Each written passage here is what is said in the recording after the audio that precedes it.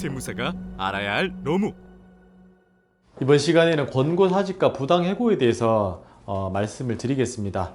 우리 세무사님들 권고사직과 부당해고가 어떻게 다른지 혹시 어떻게 알고들 계십니까?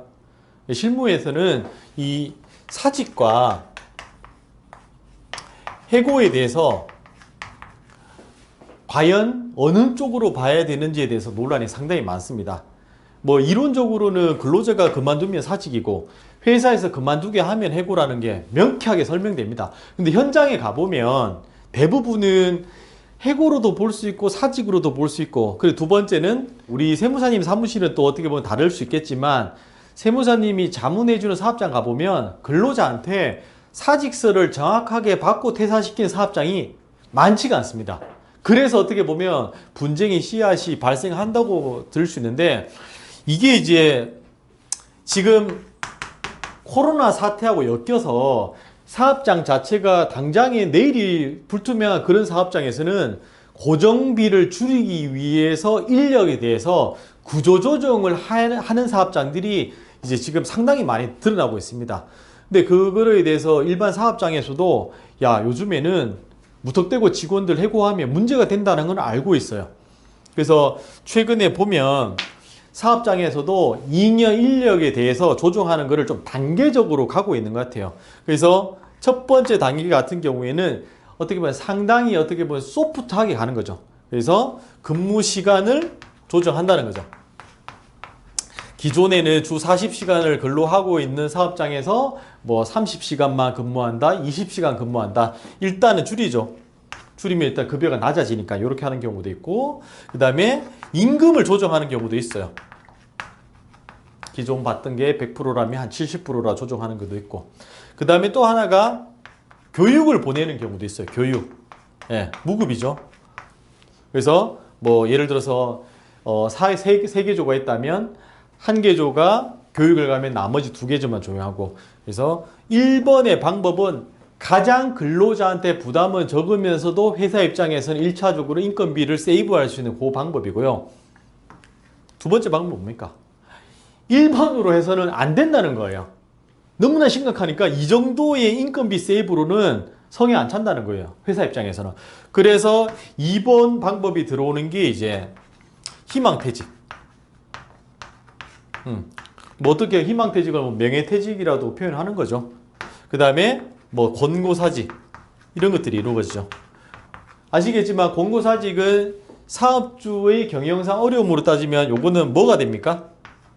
요거는 이제 실업급여가 되죠. 요거는 실업급여 대상이 됩니다. 그래서 어떻게 보면은 근로자 입장에서도 실업급여가 요즘에는 엄청나게 이게 금액이 커졌기 때문에 크게 불만이 없고, 그래서 2번 같은 경우로 조금 더 사업주 입장에서는 긴급 조치를 이루어지는 거고, 근데 이렇게 해도 개선의 여지가 안 보여요. 그럴 때 하는 게 아시겠지만 뭐겠습니까? 여기 이제 정리해고죠. 여기 이제 정리해고로 이제 들어가는 겁니다. 다른 말로 하면 경영상 해고라도 표현하고, 요거는 가장 근로자 입장에서는 그 불이익하기 때문에 법적으로 상당히 많은 제약이 들어옵니다. 요거는 저희가 다음에 한번 정리를 하기로 하고, 오늘 이 시간에는 요겁니다. 요거. 요 1번, 2번 단계에서 이루어지는 요 사직.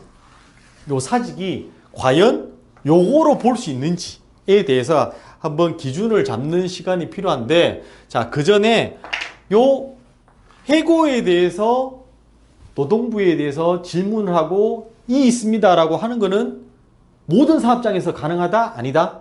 뭐겠습니까?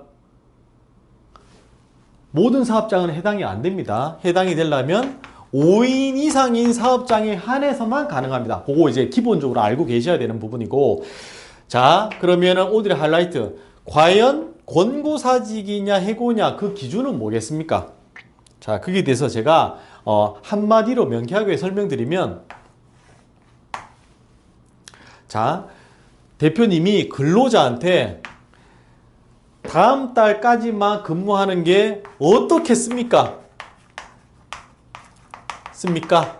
이게 어떻게 끝나나요? 물음표로 끝납니다. 물음표로 끝나면 권고사직입니다. 다른 말로 뭐겠습니까? 결정을 회사에서 하는 게 아니고 근로자가 결정을 하는 거죠. 뭐 싫다, 좋다, 뭐 좀 더 생각해 보겠다, 이렇게.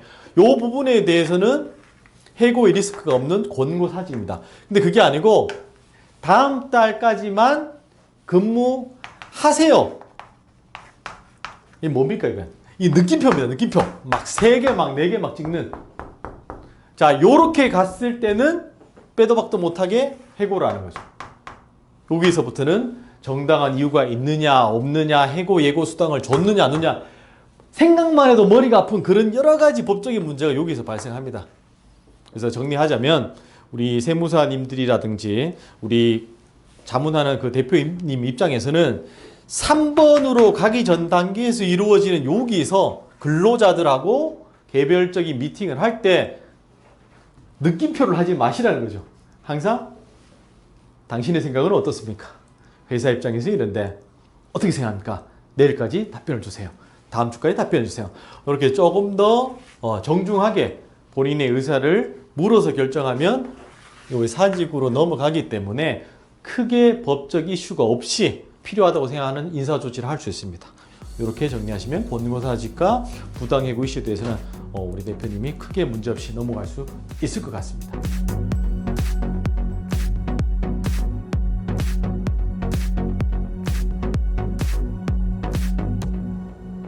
세무사가 알아야 할 노무.